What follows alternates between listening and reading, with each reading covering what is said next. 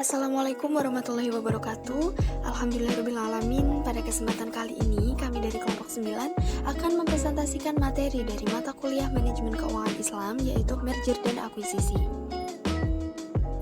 Pertama-tama perkenalkan kelompok kami, yaitu Prayogo Aji Prasetyo, Mafida Puspadina, Hatifan Kulwasurur, dan Ahmad Farhan Azizi.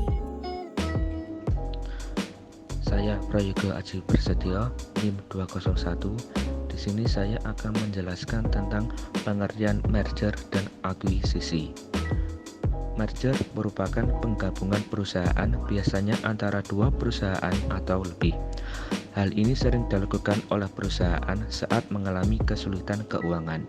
Selain itu, alasan untuk perusahaan melakukan merger adalah untuk menambah nilai bagi perusahaan. Karena perusahaan kecil yang sulit bersaing dengan perusahaan yang sudah mapan akan memiliki posisi yang lebih baik dan menjadi kompetitif dalam bersaing. Sedangkan akuisisi merupakan cara mengembangkan perusahaan yang sudah ada atau menyelamatkan perusahaan yang sedang mengalami kekurangan atau kesulitan modal.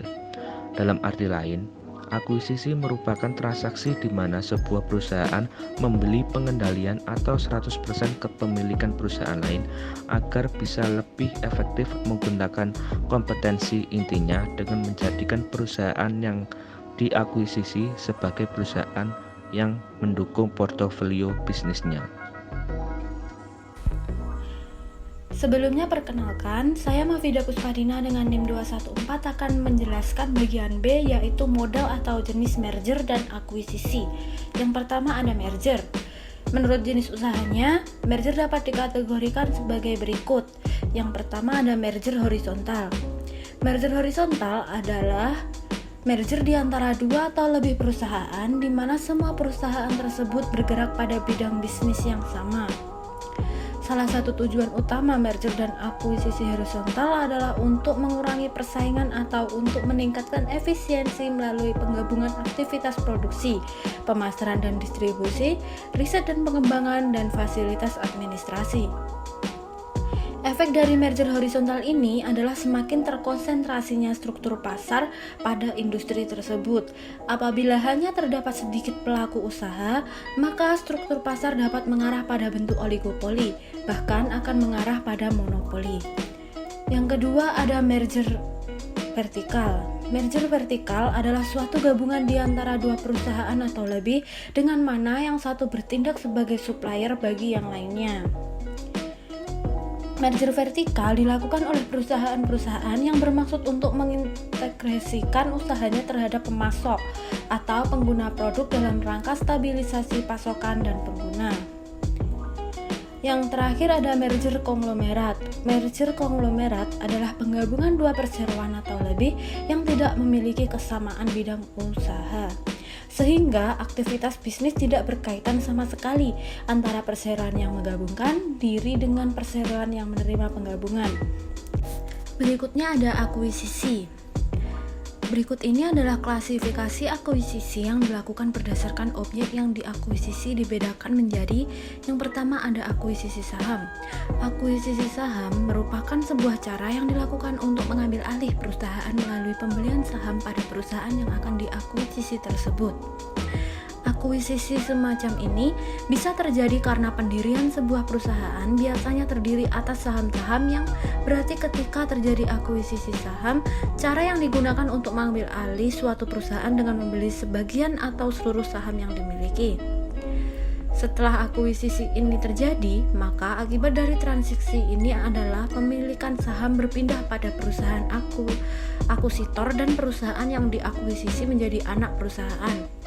Yang kedua ada akuisisi aset, yaitu pengambil alihan yang dilakukan sebuah perusahaan dengan cara membeli sebagian atau seluruh aset yang dimiliki perusahaan lain secara bertahap.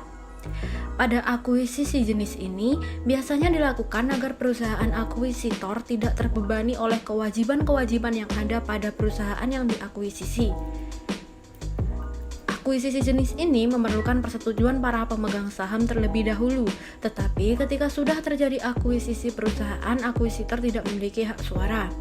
Akuisisi aset secara sederhana dapat dikatakan merupakan A. Jual beli aset, dan B. Perjanjian tukar menukar antara aset yang diakuisisi dengan suatu kebendaan lain milik dan pihak yang melakukan akuisisi. Selanjutnya, saya Tiffan Kulwasuru NIM 12402193222 akan menjelaskan materi berikutnya, yaitu tentang mengakuisisi atau merger lintas negara. Joseph Sabatini, Direktur Pelaksana dan Kepala Bagian Penasihat Keuangan pada JP Morgan di Tokyo, menegaskan bahwa orang-orang tidak menyadari betapa besar usaha, tenaga, dan waktu yang dibutuhkan untuk mengintegrasikan akuisisi asing dengan berhasil. Akuisisi di luar negeri merupakan jawaban yang menggiurkan bagi tuntutan pasar global yang semakin berkembang. Mereka dapat membawa keuntungan yang besar, namun itu tidak akan terjadi tanpa pemikiran awal, pemasukan, dan manajerial yang istimewa yang dipandu dari atas. Masalah internasional pada dasarnya lebih kompleks daripada masalah domestik. Perusahaan perlu mempertanyakan apakah di luar negeri benar-benar merupakan langkah yang tepat bagi organisasinya. Kemudian, mereka harus memutuskan apakah struktur organisasi yang ada, manajemen, serta tingkat dari rencana strategi sudah cukup baik untuk bisa membawa mereka meraih keuntungan jangka panjang. Mengakuisisi atau merger lintas negara dapat memperkuat komitmen internasional saat ini. Akuisisi secara aktif dilakukan oleh sebuah bank Belanda, ABN AMRO, telah memperkuat pasar internasional yang ada dan mengkonsolidasikan akuisisi bisnis utama sebelumnya di Amerika dengan membuat kontrak dengan Talman, bank terbesar di Illinois.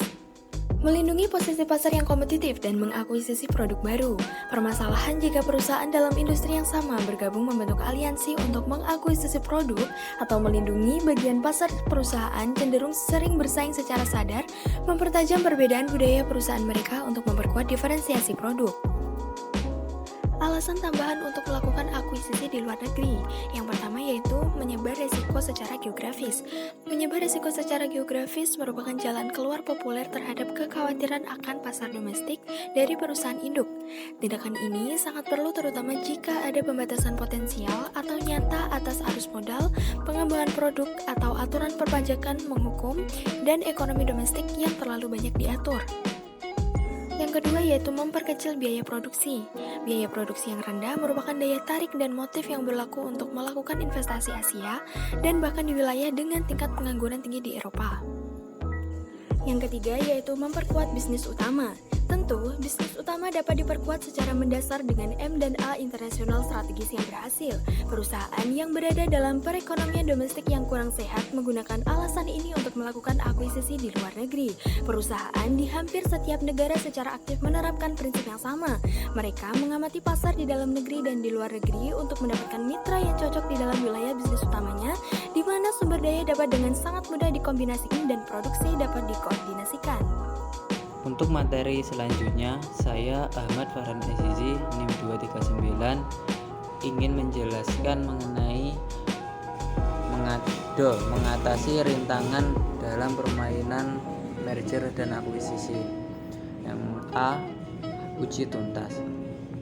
Uji tuntas meliputi analisis komprehensif tentang seluruh karakter penting perusahaan sasaran termasuk kondisi finansial, kemampuan manajemen, aset-aset fisik dan lainnya yang relevan dengan akuisisi. Yang B, pembiayaan. Transaksi tunai menjadi populer setidaknya karena pasar finansial cenderung menghargai dengan evaluasi harga saham yang lebih positif. Yang C, sumber-sumber daya yang komplementer. Sumber-sumber yang komplementer ada jika sumber utama dari perusahaan pengakuisisi dan yang diakuisisi agak berbeda tetapi secara simultan saling mendukung. Yang D, akuisisi bersahabat atau akuisisi tidak bersahabat. Sikap bersahabat juga merupakan kunci untuk menciptakan nilai ekonomis. Penolakan atau permusuhan antara para eksekutif perusahaan pengakuisisi dari perusahaan sasaran bisa menghancurkan nilai bagi perusahaan pengakuisisi dengan membengkaknya jumlah premi yang dibayarkan, berkurangnya transfer informasi penting selama uji tuntas dan integrasi merger.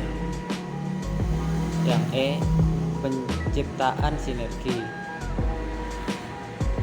Ada 4 landasan penciptaan sinergi, yakni kesesuaian strategis, kesesuaian organisasional, tindakan-tindakan manajerial, dan penciptaan nilai. Yang F, pembelajaran organisasional. proses pembelajaran harus dikelola. Pengakuisisi yang aktif harus mengambil langkah sadar untuk belajar dan mempelajari akuisisi mereka sendiri dan yang lain, termasuk pesaingnya. Yang G, fokus pada bisnis inti. Perbedaan kultural dan manajemen akan menguat ketika kedua perusahaan memiliki sedikit sekali persamaan. Konsekuensinya penyebaran sumber daya dan kapabilitas menjadi terhambat. Akibatnya keuntungan positif dari sinergi finansial tidak cukup untuk menutup efek-efek negatif dari diversifikasi. Yang H, penekanan pada motif inovasi. Akuisisi bisa menjadi pengganti inovasi internal dalam perusahaan yang secara aktif menggunakan strategi akuisisi. Yang I, pertimbangan etis atau oportunistis. Salah satu resiko terbesar terkait dengan jumlah jenis merger dan akuisisi adalah bahwa informasi yang diterima tentang sebuah perusahaan sasaran tidak benar, menyesatkan, menipu. Salah satu masalah terbesar dari merger dan akuisisi adalah ketidakjujuran para eksekutif puncak yang terlibat dalam merger yang tampak nyata ketika mereka menyembunyikan informasi finansial yang relevan tapi merusak atau bohong tentang tujuan mereka sebenarnya. Dan untuk subbab yang terakhir yaitu bagian E. Ada pula alasan melakukan merger dan akuisisi. Ada beberapa alasan perusahaan melakukan penggabungan baik melalui merger maupun akuisisi, yaitu yang A, pertumbuhan atau diversifikasi. Perusahaan yang menginginkan pertumbuhan yang cepat, baik ukuran, pasar saham maupun diversifikasi usaha dapat melakukan merger maupun akuisisi. Perusahaan tidak memiliki resiko adanya produk baru. Selain itu, jika melakukan ekspansi dengan merger dan akuisisi, maka perusahaan dapat mengurangi perusahaan pesaing dengan mengurangi persaingan. Yang B, sinergi dapat tercapai ketika merger menghasilkan tingkat skala ekonomi. Tingkat skala ekonomi terjadi karena perpaduan biaya overhead, meningkatkan pendapatan yang lebih besar daripada jumlah pendapatan perusahaan ketika tidak di merger. Yang C, meningkatkan dana. Banyak perusahaan tidak dapat memperoleh dana untuk melakukan ekspansi internal, tetapi dapat memperoleh dana untuk ekspansi eksternal. Perusahaan tersebut menggabungkan diri dengan perusahaan yang memiliki likuiditas tinggi, sehingga menyebabkan peningkat daya pinjam perusahaan dan penurunan kewajiban keuangan. Hal ini memungkinkan meningkatnya dana dengan biaya rendah. Yang D, menambah keterampilan manajemen atau teknologi. Beberapa perusahaan tidak dapat berkembang dengan baik karena tidak adanya efisiensi pada manajemen atau kurangnya teknologi. Yang E, pertimbangan pajak. Perusahaan dapat membawa kerugian pajak sampai lebih 20 tahun ke depan atau sampai kerugian pajak dapat tertutupi. Perusahaan yang memiliki kerugian pajak dapat melakukan akuisisi dengan perusahaan yang menghasilkan laba untuk memanfaatkan kerugian pajak. Yang F, meningkatkan likuiditas pemilik. Merger antar perusahaan memungkinkan perusahaan memiliki likuiditas yang lebih besar. Jika perusahaan lebih besar, maka pasar saham akan lebih luas dan saham lebih mudah diperoleh, sehingga lebih likuid dibandingkan dengan perusahaan yang lebih kecil. Yang G, yaitu hal ini terjadi ketika sebuah perusahaan menjadi incaran pengambil alihan yang tidak bersahabat. Target firm mengakuisisi perusahaan lain dan membiayai pengambil alihannya dengan hutang. Karena beban hutang ini, kewajiban perusahaan menjadi terlalu tinggi untuk ditanggung oleh bidding firm yang berminat. Demikian beberapa hal yang bisa kami sampaikan pada kesempatan hari ini. Kami mohon maaf yang sebesar-besarnya apabila ada tutur kata yang kurang berkenan. Dengan ini, presentasi hari ini kami tutup. Terima kasih. Wassalamualaikum warahmatullahi wabarakatuh.